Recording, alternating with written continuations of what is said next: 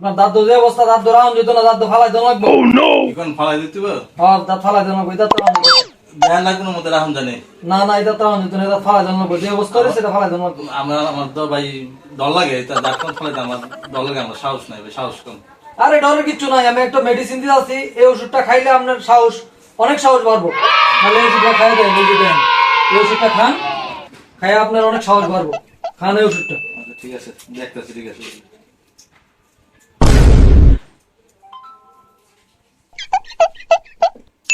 খাইছেন? ওষুধটা মজা আছে, ওষুধ মতোই। খান। মিষ্টি লাগতেছে, সাহসটা মনে একটু বাড়তেছে মনে হইতেছে।